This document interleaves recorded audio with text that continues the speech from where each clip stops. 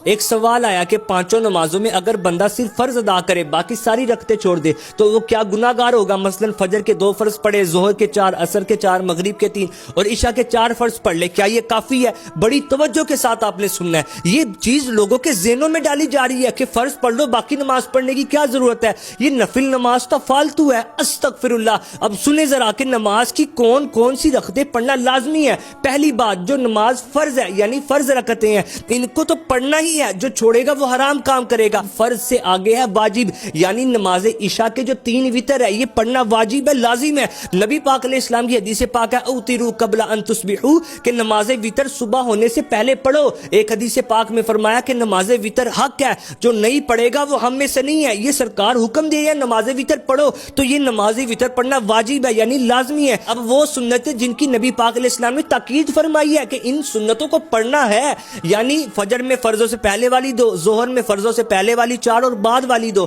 عصر میں سنت موقدہ نہیں ہے، مغرب میں فرضوں سے بعد والی 2 اور عشاء میں فرضوں سے بعد والی 2، یہ ہیں 12 رکعتیں سنت موقدہ۔ نبی پاک علیہ السلام کی حدیث پاک ہے کہ جو ان 12 رکعتوں کو ادا کرے تو اللہ پاک جنت میں اس کے لیے محل تعمیر فرمائے گا۔ سرکار علیہ السلام نے فرمایا کہ جو میری سنتوں کو چھوڑے اسے قیامت کے دن میری شفاعت نہیں ملے گی۔ یہ وہ سنت جن کو نبی پاک علیہ السلام نے ادا بھی فرمایا اور ادا کرنے کی تاکید بھی فرمائی۔ اگر ایک دو بار چھوٹ گئی تو برا کیا، لیکن اگر کوئی ان سنتوں کو چھوڑنے کی عادت بنا لے گا تو وہ گناہ گار ہوگا۔ اب وہ سنتیں کہ جن کو چھوڑنے پر گناہ نہیں ہے، یعنی سنتیں غیر موقدہ اور نوافل، وہ کون کون سی رکعتیں ہیں؟ ظہر میں سب سے آخری والی 2 رکعتیں، عصر میں فرضوں سے پہلے والی 4 رکعتیں، مغرب میں سب سے آخر والی 2 رکعتیں اور عشاء میں وتر سے پہلے والی 2 اور بعد والی 2۔